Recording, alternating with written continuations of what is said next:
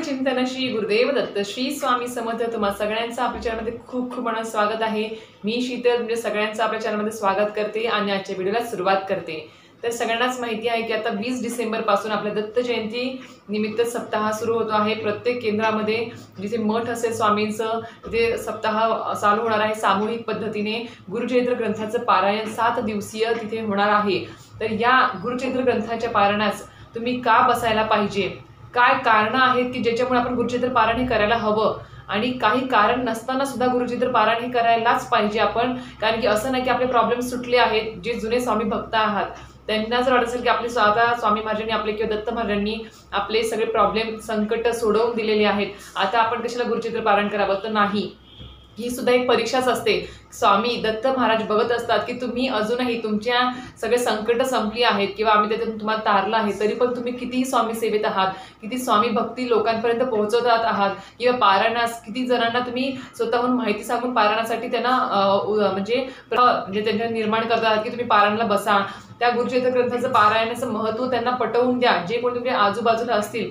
तर ही सगळी सेवा आपल्याला करायची आहे। असं नाही की आपले संकट त्रास संपले आता पण का करावं, असं नाही। पारायण हे करायचंच आहे। स्वामींनी आपल्याला भरभरून दिलेला आहे, आशीर्वाद दिलेला आहे, भरभरून आतापर्यंत देत आले आहेत स्वामी महाराज दत्त महाराज। त्यांनी कुठेही काही कमी पडू दिले नाही। त्याचीच परतफेड त्या म्हणजे त्यांनी जे काही आपल्यासाठी दिलं आहे त्या सगळ्यांची परतफेड म्हणून आपल्याला आपली स्वामी भक्ती ही सुरूच ठेवायची आहे, कुठेही खंड पडू द्यायचा नाही आहे। आणि त्याचबरोबर आपल्यासोबत 4 माणसं अजून कशी जोडली जातील गुरुचरित्र पारायणास बसण्यासाठी सामूहिक पद्धतीने केंद्रामध्ये किंवा स्वगृही काही प्रॉब्लेम असेल तर ते स्वगृही कसे बसू शकतात, त्यांना नियम सांगा समजून, त्यांना आपल्यापर्यंत जे माहिती आहे पारायणाची, गुरुचरित्र ग्रंथाच्या पारायणाची, दत्त जयंतीची किंवा नित्य सेवेची, स्वामी सेवेची, ही सगळी माहिती सगळ्यांपर्यंत पोहोचवत चला। हे सुद्धा एक पुण्याचं काम आहे आणि स्वामी महाराजांचं त्यामुळे आशीर्वाद तुम्हाला नक्की लाभेल। तर आजचा जो व्हिडिओ आहे तो आता 20 डिसेंबर पासून आपल्या दत्त जयंतीनिमित्त गुरुचरित्र ग्रंथ पारायणाचा सप्ताह सुरू होत आहे 7 दिवसीय।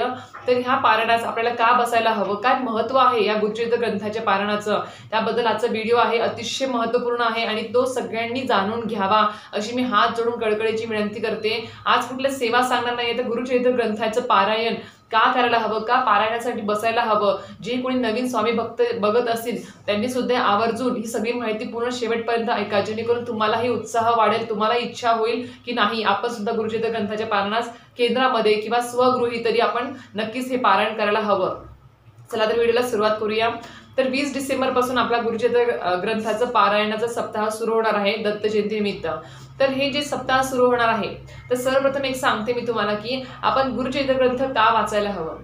हे बघा, आपण सांसारिक माणसं आहोत, आपल्याला आपल्या संसारामध्ये खूप समस्या संकट येत असतात आणि मग ती समस्या संकट आपण अशीच बघत बसतो का, नाही, ती धडपडतो, काही ना काहीतरी ती अडचणी संकट जे आपल्या आयुष्यात आलेले आहेत ते माझ्याच नशिबात का आले असं आपण आयुष्यभर दोष देत बसणार का आपल्या आयुष्यामध्ये नशिबाला, तर नाही। तर आपण काय करतो, एक उदाहरण सांगते, जर आपल्याला सर्दी खोकला झाला असेल तर आपण काय करतो, डॉक्टरकडे जातो आणि आपण त्याच्यावर उपचार घेतो आणि बरं ते सगळे उपचार घेतल्यावर आपल्याला बरं वाटतं। मग त्याचप्रमाणे आपल्याला आपल्या आयुष्यामध्ये संसारामध्ये काही अडचणी आहेत, संकट आहेत, समस्या आहेत, तर त्या समस्या निवारण्यासाठी आपल्याला काहीतरी प्रयत्न करावे लागतील, काहीतरी मार्ग काढावा लागेल आणि त्यासाठी आपल्या गुरुचरित्र ग्रंथाचं वाचन हे करायलाच हवं आहे, करायलाच पाहिजे आहे। कारण की कसं असतं, ह्या ज्यावेळेस संकट आपल्या आयुष्यामध्ये येतात, संसारामध्ये येतात, त्यावेळेस आपण कोणी गुरु केलेला नसतो, आपल्याला स्वामी भक्तीची किंवा स्वामी सेवेची आपल्याला काही माहिती नसते। मग आपण काय करतो, एखाद्या बंधू बाबाकडे जातो, ते जे सांगेल वाईट विद्या तंत्र जे असं त्यांचं त्याच्यामध्ये आपण भरकटले जातो आणि वाईट नाही त्या मार्गाला आपण लागून जातो आणि वाईट शक्ती त्यांच्या ज्या काही असतात, त्या जे काही यंत्रतंत्र त्यांचं असतं बंधू मामांचं, तर त्यांच्या आहारी जाऊन आपण नाही ते कृत्य करतो आणि आपण सुद्धा आपले प्रॉब्लेम संपण्या अगोदरच ते वाढायला सुरुवात होते अजून जास्त आणि कुठल्या तरी अघोरी कृत्याला आपण बळी पडतो। तर हे न करता फक्त एकदा नक्कीच तुम्ही प्रयत्न करा। येथे 2 दिवस राहिले आहेत फक्त गुरुचरित्र ग्रंथाचं पारायण सुरू होण्यासाठी। एकदा माझ्या म्हणजे आम्ही म्हणतोय, कळकळीने म्हणतोय म्हणून सांगते, एकदा तरी यावर्षी ज्यांनी कोणी अजून केलं नसेल त्यांनी या येत्या गुरुचरित्र ग्रंथाच्या पारायणाला नक्की बसा। खरं सांगते तुम्हाला, इतर कुठे भोंदू बाबाकडे जाऊन किंवा कुठलेही विद्यातंत्र वाईट तंत्र करण्या वाचून तुम्ही एकदा गुरुचरित्र ग्रंथाचं पारायण करा, स्वगृही करा, केंद्रात सामूहिक पद्धतीने करा आणि स्वतः अनुभव घ्या, संकल्पयुक्त करा. तुमची ज्या काही समस्या अडचणी असतील त्या दत्तगुरूंना सांगा, स्वामी समर्थांना सांगा आणि संकल्प करा. मनापासून गुरुचरित्र ग्रंथाचं पारायण करा 7 दिवसाचं. बघा तुम्हाला अनुभव आल्याशिवाय राहणार नाही आणि हळूहळू तुमची समस्या संकटातून मुक्तता व्हायला सुरुवात होणार. 100% मी तुम्हाला सांगते. आम्ही स्वतः अनुभव घेतलेला आहे या गुरुचरित्र ग्रंथाच्या पारायणाचा आणि स्वतः मी खरं सांगते, मागच्या उन्हाळ्यामध्ये जो होता स्वामी पुण्यतिथी निमित्त सप्ताह, त्यामध्ये मी स्वगृहीच केलं होतं पारायण, पण यागासाठी केंद्रात जायची, सेवेसाठी केंद्रात जायची. पण जे संकल्पयुक्त मी पारायण केलं होतं, जी माझी इच्छा होती ती स्वामी महाराजांनी नक्कीच पूर्ण केली. 2 ते 3 महिन्यात नक्की स्वामी महाराजांनी माझी सगळी सेवा पूर्ण, म्हणजे जी इच्छा होती ती पूर्ण करून दिली. तर असं ही गुरुचरित्र ग्रंथ आहे, अतिशय अनमोल हा ग्रंथ आहे. मुळातच जो कोणी ज्याच्या मनात हा विचार येतो ना की गुरुचरित्र ग्रंथाचं मला पारायण करायचं आहे, मी पारायणाला बसणार आहे, तो इतका भाग्यवान व्यक्ती असतो ना, खूप जास्त. हा विचार मनात येणे याच्यासाठी सुद्धा पुण्यही लागते. कारण की कसं आहे, तुमच्याकडे खूप पैसा आहे, खूप मौल्यवान वस्तू आहेत, खूप खूप घडगंज श्रीमंत आहात तुम्ही, पण तुम्हाला हा विचारच सुचत नाहीये की आपण काही दान धर्म करावा, काही सेवा कराव्या, काही कुलाचार करावा किंवा पितरांसाठी काही करावं. हे विचार आपल्याला सुचत नाहीत त्यावेळेस, ज्यावेळेस आपल्याकडे सगळं काही असतं. केव्हा सुचतं? ज्यावेळेस आपल्याला काही समस्या संकटे येतात. मग एकच सांगते की धनवान व्यक्ती असणं हेच खूप मोठी गोष्ट नाही आहे. तर आपल्या हातून आपल्या कुलदेवी कुलदैवत असेल किंवा गुरूंची सेवा घडणे आपल्या हातून, हे सुद्धा तेवढंच महत्त्वाचं आहे. त्याच्यामुळे नक्कीच गुरुचरित्र ग्रंथाचं पारायण करणे हा विचार जरी मनात आला ना, तरी तो खूप भाग्याचा असणार आहे. आता मी तुम्हाला काही कारणं सांगते, त्या कारणावरून तुम्ही ओळखायचं आहे की तुम्हाला या ग्रंथाचं पारायण का करायला हवं. सर्वप्रथम आपल्याला आपल्या कुलदेवी कुलदेवतांचा विसर पडलेला आहे आणि त्याच्यामुळे आपली कुलदेवी कुलदैवत, मूळ कुलदेवी कुलदैवत आपल्यावरती आपल्याला खोपलेले आहेत, त्यांचा आशीर्वाद आपल्याला मिळत नाही आहे. दुसरी गोष्ट, पितरांचा अघोर त्रास आहे, खूप जास्त त्रास आहे.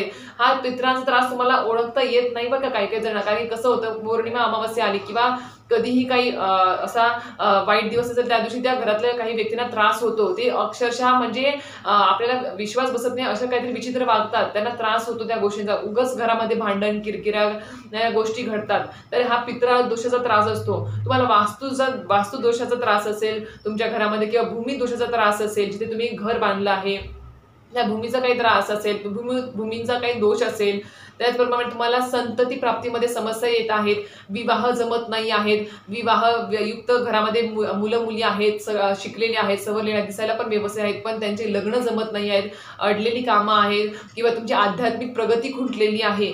त्याचबरोबर तुम्हाला तुमची आर्थिक प्रगतीमध्ये सुद्धा अडथळे येत आहेत. व्यवसाय उभारला आहे, उद्योगधंदा उभारला आहे, पण यश मिळत नाही आहे, पाहिजे तसा व्यवस्थित त्याच्यामध्ये व्यवसायामध्ये प्रॉफिट होत नाही आहे. अशा भरपूर समस्या आहेत, पाहिजे तशी नोकरी मिळत नाही आहे. म्हणजे काय सांगू तुम्हाला, अक्षरशः आपल्या संसारामध्ये भरपूर अडचणी आहेत, एक झाली की एक अडचण. अघोर आजार आहेत, म्हणजे काय, असाध्य आजार आहेत, म्हणजे जे आजार बरे सुद्धा होत नाही आहेत. डॉक्टरकडे गेलो आहे, सगळ्या गोष्टी केल्या आहेत, एक नाही 4 डॉक्टर केले, भरपूर रिपोर्ट्स काढले, पण काही निदानच लागत नाही आहे त्या आजाराचं. आणि त्या आजारामुळे अक्षरशः म्हणजे पलंगाला खुंटलेले आहोत आपण, म्हणजे झोपूनच आहोत आणि काहीच सुचत नाही काय करावं. अक्षरशः हे सगळी संकट त्रास बघून अक्षरशः काही व्यक्तींच्या मनामध्ये आत्महत्येचा सुद्धा विचार येतो. आणि हा विचार ज्यावेळेस आपल्या मनामध्ये येईल ना, खरंच सांगते तुम्हाला, फक्त एकदा आत्महत्या करायच्या अगोदर ज्यांच्या मनामध्ये हे संकटाला किंवा त्रासाला कंटाळले आहेत, खूप त्रासून गेले आहेत, म्हणजे समस्या संपतच नाही आहे किंवा आम्हाला संतती प्राप्ती होत नाही आहे किंवा काही अजून अडचणी असतील त्या सुटतच नाही आहेत, मग शेवटचा एक पर्याय अवलंबतात काही व्यक्ती, आत्महत्या करणे. मानसिक रोगी होतात, मानसिक त्रास त्यांना होतो. तुम्ही एकदा सांगेल, ह्याच्यामध्ये भरकटून जाण्यापेक्षा संकटांमध्ये फक्त एकदा स्वामींच्या मठात जा, स्वामींना शरण जा आणि एकदाच तुम्ही फक्त स्वामींची आरती सुद्धा तुम्ही एकदा अटेंड करा. ज्यावेळेस तुम्हाला वेळ असेल, गुरुवार किंवा रविवारी मार्गदर्शन ऐकायला सुरुवात करा केंद्रामध्ये जाऊन, तुमच्या स्वतःच्या विचारामध्ये फरक पडेल. त्याचबरोबर दुसरी गोष्ट म्हणजे एकदा फक्त आत्महत्याचा विचार डोक्यामध्ये येण्याच्या अगोदर एकदा गुरुचरित्र ग्रंथाचं पारायण नक्की करा. असं नाही की सप्ताह आहे त्याच्यामुळेच करायचं, असं नाही. वर्षभरात तुम्ही जर 7 पारायणं तुमच्या घरामध्ये केली आणि सामूहिकरित्या केंद्रामध्ये सुद्धा सहभाग घेतला, तर खरंच सांगते कुठलाही दोष तुमच्या आयुष्यात, तुमच्या संसारात राहत नाही. मग तो कुठलाही संकट, कुठलाही त्रास असो, काही राहत नाही. त्याचबरोबर आपल्याला असं अजून काही गोष्टी असतात, म्हणजे पितृदोष हा जो अत्यंत प्रखर पितृदोष असतो, काही काही म्हणजे लहान मुलांना सुद्धा असतो, कोणाला लागेल पितृदोष, घरामध्ये कुठल्या व्यक्तीला लागेल हे सुद्धा माहिती नसतं. त्याच्यामुळे या सगळ्या त्रासातून मुक्त होण्यासाठी फक्त एकच मी उपाय सांगेल, गुरुचरित्र ग्रंथाचं पारायण एकदा करा. कुठलीही वाईट विद्या तंत्र करण्यापेक्षा किंवा कुठलेही काही पूजा पाठ करण्यापेक्षा एकदा गुरुचरित्र ग्रंथाचं पारायण स्वगृही करा किंवा केंद्रामध्ये सामूहिकरित्या करा. बघा त्याची तुम्हाला काय म्हणजे तुम्हाला स्वतःच्या आयुष्यात एवढा बदलाव जाणवेल, तुमचे संकट त्रास संपलेले तुम्हाला जाणवतील आणि स्वतः दत्तगुरु महाराज तुम्हाला त्यातून मार्ग दाखवतील. ज्यावेळेस तुम्ही पारायणाला बसाल, जसं पारायण संपत येईल तसं तुम्हाला मार्ग सापडत जाईल. तुम्हाला तुमची समस्या संपतायत हे तुम्हाला जाणवेल आणि तुम्हाला जो काही त्रास असेल, घरामध्ये काही अडचणी असेल, ते सुद्धा निवारण्यासाठी मार्ग स्वतः दत्तगुरु महाराज स्वामी महाराज दाखवतील तुम्हाला. आणि पारायण सुरू करण्या अगोदर एकदा दत्तगुरु महाराजांना बोला, तुम्ही स्वतः बोला, मनसोक्त बोला. कारण की स्वामींना, दत्तगुरुजांना, दत्तगुरु महाराजांना सगळं आपल्या मनातलं माहिती असतं, आपल्या इच्छा माहिती असतात. मन केवढ्यासारखंच असतात ते एक गोष्टी. त्यांना माहिती असतं आपल्या काय इच्छा आहेत, काय आकांक्षा आहेत, काय समस्या आहेत, अडचणी आहेत. ते फक्त एकदा मनापासून दत्तगुरूंना एकदा बोला पारायण सुरू करायच्या अगोदर की हे दत्तप्रभू महाराज, की मी ज्या ह्या स्वार्थ मोह मायांच्या म्हणजे कचाक्यात अडकून जी काही पापं केली आहेत किंवा काही लोकांसोबत वाईट वागलो आहे, काही लोकांना त्रास दिला आहे, तर ह्या सगळ्या गोष्टीतून मला तुम्ही बाहेर काढा, या मोहमायातून बाहेर काढा.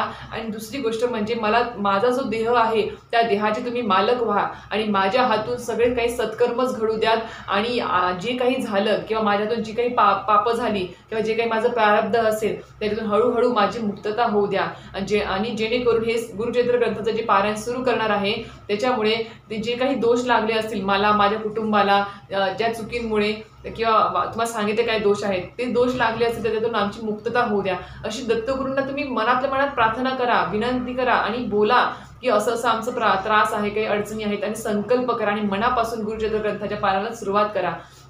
बघा तुम्हाला स्वतः दत्तगुरु महाराज म्हणजे तुम्हाला साक्षात तुम्हाला म्हणजे जे कोणी पहिल्यांदा वाचतं ना किंवा स्वामी सेवेमध्ये पहिल्यांदा येतं ना, स्वामी महाराज त्यांना नक्कीच मनापासून जर करणार असेल तर नक्की अनुभव देतातच, 100% देतात. मी स्वतः अनुभवलेला आहे. त्याच्यामुळे सेवा वाढवा आणि सेवा करा आणि नक्कीच या येत्या गुरुचरित्र ग्रंथाच्या पारायणाला सुरुवात करा. दत्त जयंतीचा जो सप्ताह आहे 7 दिवसांचा, मठामध्ये करा, स्वगृही करा, पण नक्की करा.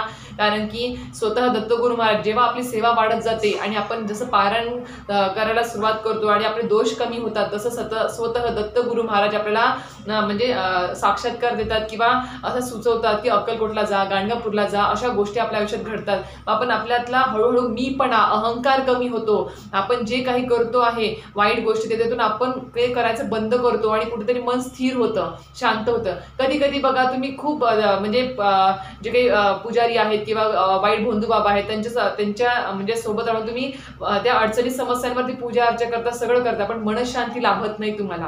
ती मनशांती फक्त या गुरुचरित्र ग्रंथाच्या पारायणामुळे लाभणार आहे. एकदा करून बघा, नक्कीच 100% अनुभव, 100 नाही 1000% मी गॅरंटी देते की तुम्हाला तुमच्या समस्यातून नक्की मुक्तता मिळेल. त्याच्यामुळे येत्या 20 डिसेंबर ते 26 डिसेंबर जे गुरुचरित्र ग्रंथाचं पारायण होणार आहे दत्त जयंती निमित्त, ते नक्कीच त्या सामूहिकरित्या किंवा स्वगृही त्या पारायणामध्ये सहभाग घ्या आणि नक्कीच दत्तगुरु महाराज स्वामी महाराजांचा आशीर्वाद प्राप्त करून घ्या. अशीच कळकळीची विनंती करते आहे. आज मी तुम्हाला म्हणेन की व्हिडिओ शेअर करू नका. एक वेळेचं तुम्हाला माहिती आवडली तर लाईक तरी करा, पण शेअर नाही केलं तरी चालेल. पण खरंच सांगते की तुम्ही हा जो प्रचार प्रसार आहे आपल्या येत्या सप्ताहाचा दत्त जयंती निमित्त, तो नक्कीच सगळ्यांना सांगा. आणि तुमच्या हातून जरी 1 किंवा 2 जरी स्वतः गुरुचरित्र ग्रंथाच्या पारायणास व्यक्ती बसल्या तर त्यांच्याहून पुण्य तुमच्या पदरी जास्त, म्हणजे काही सांगताच मी सांगू शकत नाही एवढं पुण्य तुमच्या पदरात पडेल. त्यामुळे नक्कीच हा प्रचार प्रसार करा आणि येत्या 20 डिसेंबर पासून गुरुचरित्र ग्रंथाच्या पारायणाला बसायला विसरू नका. आवर्जून बसा आणि सगळे नियम अटी ज्या काही आहेत ते पाळूनच करा. कारण की जे काही मी कालच्या व्हिडिओमध्ये नियम सांगितले आहे, अटी सांगितले आहे, ते नियम पाळूनच आपल्याला पारायण करायचं आहे. असं नाही की आपण नियम पाळत नाहीये पण पारायण करतोय तर त्याचं काही तुम्हाला फळ मिळणार नाही. त्याच्यामुळे नियम अटी पाळूनच सगळ्या, थोडेसे दिवस लागतील, 7 दिवस कसे जातील तुम्हाला कळणार नाही, असे निघून जातील. असं म्हणतात की अरे आताच वाचायला सुरुवात केली आणि आता लगेच संपलं सुद्धा सप्ताह. त्याच्यामुळे खूप लोक या सप्ताहाची आतुरतेने वाट बघतात. तुम्ही एकदा केंद्रामध्ये चक्कर मारून बघा. काय म्हणजे आज पालख्या निघालेल्या आहेत स्वामींच्या मठातून. त्याच्यामुळे तुम्ही 2 दिवसांनी बघा काय याग असतो, काय यागाची म्हणजे महत्व आहे, ते पण त्याच्यावर पण व्हिडिओ येणार आहे माझा उद्या किंवा परवा. पण एक दिवाळीसारखा सण, एक जल्लोष असा केंद्रामध्ये असतो. तुम्ही एकदा चक्कर मारा तुमच्या जवळच्या केंद्रामध्ये आणि नक्की अनुभूती घ्या. तर आजची माहिती व्हिडिओ आवडला असेल तर नक्की व्हिडिओ लाईक करा, शेअर करा आणि सबस्क्राईब करायला विसरू नका. श्री स्वामी समर्थ.